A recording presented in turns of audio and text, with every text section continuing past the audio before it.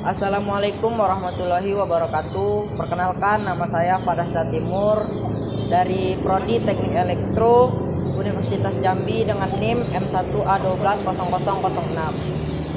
Saya sedang berada di Masjid Agung Al-Falah, yakni Masjid Agung Al-Falah merupakan masjid terbesar di Provinsi Jambi, Indonesia.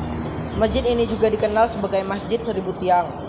Meskipun jumlah tiangnya hanya 256 buah, masjid ini terletak di Jalan Sultan Taha nomor 60 Legok, Kota Jambi, Provinsi Jambi.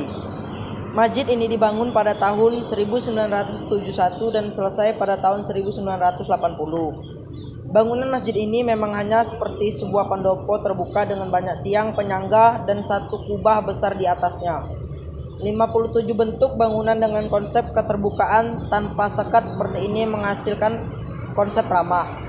Tanah lokasi di mana Masjid Agung ini berdiri dulunya merupakan pusat Kerajaan Melayu Jambi. Namun pada tahun 1885 dikuasai penjajah Belanda dan dijadikan pusat pemerintahan dan benteng Belanda. Hal tersebut sejalan dengan penjelasan sejarawan Jambi, Junaidi T. Nur, bahwa Masjid Agung Al-Falah ini berdiri di lahan bekas istana pilih dari Sultan Taha Saifuddin. Pada tahun 1858, saat terpilih menjadi Sultan di Kesultanan Jambi, Sultan Taha Saifuddin membatalkan semua perjanjian yang dibuat Belanda dengan mendiang ayahandanya, karena perjanjian tersebut sangat merugikan Kesultanan Jambi. Saat itu, Belanda sangat marah dan mengancam akan menyerang istana. Namun Sultan Taha justru lebih dulu menyerang pos Belanda di daerah Kumpe. Pasukan Belanda melakukan serangan balasan dan membumi hanguskan kompleks istana Tanah Pilih. Tahun 1906, lokasi bekas istana Sultan tersebut dijadikan asrama tentara Belanda yang digunakan sebagai tempat pemerintahan kepresidenan. Di era kemerdekaan sampai tahun 1970-an, lokasi tersebut masih difungsikan sebagai asrama TNI di Jambi. Pada awalnya, gagasan pembangunan Masjid Agung sudah mengemuka tahun 1960-an oleh pemerintah Jambi, beserta tokoh-tokoh Islam Jambi. Namun, proses pembangunan masjid baru dimulai tahun 1971.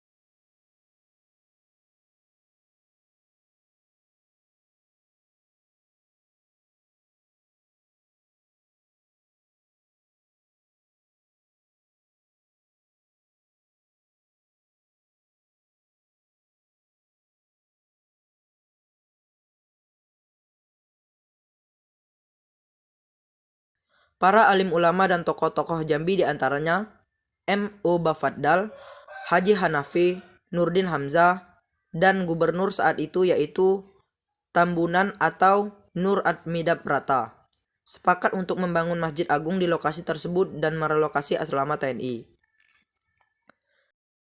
Salah satu alasan kenapa masjid yang dibangun di lokasi bersejarah tersebut adalah mengacu pada lambang Jambi yang terdapat gambar masjid.